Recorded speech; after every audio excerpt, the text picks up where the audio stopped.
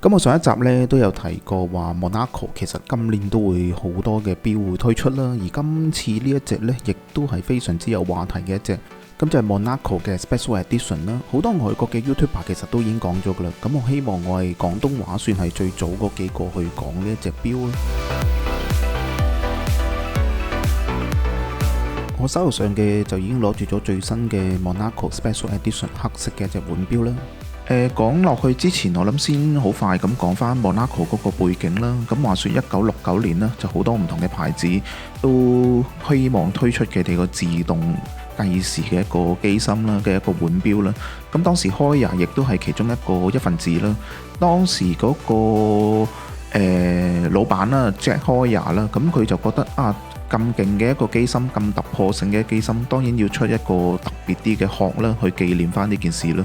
咁佢哋就用咗一個正方形嘅殼去震撼咗成個 market， 亦都呢個就係 Monaco 正方形殼嘅一個誕生嘅一個好快嘅歷史啦。不過 Monaco 一開始呢嗰個銷量就唔算好好嘅，可能太過突破啦。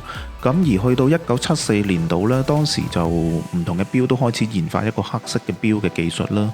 Heuer 亦都係一份子啦。1974年左右，佢哋就將 Monaco 試下用一個黑色嘅技術啦 ，PVD 嘅技術做咗一隻 Dark Law 嘅樣板錶，大約做咗100至200隻到啦。但佢哋最後決定係唔推出market 嘅呢一隻錶，因為發現嗰個黑色呢仲係唔係好成熟，就好容易剝落。最尾呢一個 Dark Law 呢，其實就完全冇推出市面嘅。而另外你會留意到呢 Dark Law 嗰個把的喺右手邊嘅，但係普通版嗰個喺左手邊，因為 Dark Law 呢當時就用咗一啲7740嗰個機芯呢做一啲樣板錶嘅，就唔係用翻原本喺左邊把的嘅嗰個機芯做嘅，所以個把的位置會有啲唔同。咁時間接近半個世紀啦，今時今日嘅技術都非常之成熟，亦都令到黑色嘅 Monaco 呢個概念呢可以重新咁出現翻喺我哋眼前嘅。喺我手頭上嘅就係最新推出2022年嘅一個 Monaco Special Edition 啦。你會見到整體成隻錶其實都非常之接近1974年 Dark Law 嗰個樣，咁算係一個致敬嘅版本啦。亦都用翻一個黑色嘅殼啦。亦都因為Heuer02嘅機芯咁啱嗰個把的，亦都喺翻右手邊啦。唯一比較大當然個分別就係嗰個多咗個小秒針喺6點鐘個位置啦，同埋Heuer同Heuer個 logo 嘅分別啦。整體成個錶面個感覺都非常之接近嗰個色咧，紅色嘅針啦，加上一啲好 creamy 顏色嘅一個指針夜光啦 ，index 嗰啲夜光啦。咁亦都有翻一個新嘅呢一代呢，亦都有翻一個2層嘅一個視覺效果啦，有一個放射紋同埋一個瀝青，做咗一個對比啦。咁呢個都係一個新款嘅一個少少唔同。咁個殼方面當然維持翻39mm啦，用咗一個 DLC 嘅一個Titanium Grade 2嘅一個材質啦。你會見到把的無論嗰啲計時嗰個按鈕呢，全部都用晒嗰個 DLC 嘅技術，包括埋個錶扣，亦都係用咗 DLC 嘅技術嘅。機芯方面當然用上咗 TAG Heuer嘅 In-house Movement 啦，02嘅一個 Movement。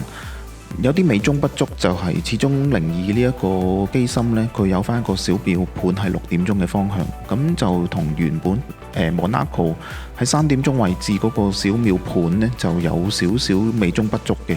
不過都冇辦法啦，始終呢個係佢哋 in-house 嘅 movement， 點都盡量會用翻嘅。而呢一隻就39mm啦，頭先都有講過，咁加上佢黑色嘅錶殼，望落就好似比鋼款呢就細隻少少嘅。我都覺得比較適合亞洲人嘅手腕啦。我自己就暫時未有 Monaco 嘅，亦都一直都好想去收藏一隻，因為我諗收藏一隻得嘅話呢，都想揀一隻比較特別啲比較有故事啲嘅。而呢一隻嘅話呢，我諗嗰個故事性就非常之十足噶啦，特別性亦都唔錯，因為黑色嘅 Monaco 呢，其實真係幾少見。而你又點樣睇呢一隻嘅手錶呢？不妨喺下邊嘅留言話俾我哋知啊！咁今日介紹嘅呢一隻 Monaco Special Edition 就到呢一度先啦。之前嘅片亦都有提過，其實佢哋之後亦都有啲更加驚喜嘅 Monaco 嘅，咁大家記得密切留意啦。我哋下條片再見，拜拜。大家掛住買錶嘅同時，有冇投資 Crypto 嘅產品呢？ CoinUnited.io 係亞洲最大嘅加密貨幣平台。依家喺 CoinUnited.io 度開返個加密貨幣錢包，支援超過10萬種加密貨幣。呢個錢包同時提供高息活期同埋定期存款，部分加密貨幣嘅存款年息更可以高達25%，連最近好 hit 嘅 NFT 都一樣可以交易到。客戶服務嘅支援更加係全天候24小時，夜闌人靜嘅時候睇完我啲影片之後，都一樣有客戶服務嘅支援。開 account 嘅時候記得入埋邀請碼 Watch Cataflow， 你就會得到$30美金等值嘅 Bitcoin啊！賺多啲錢，咁咪可以買多啲錶咯〜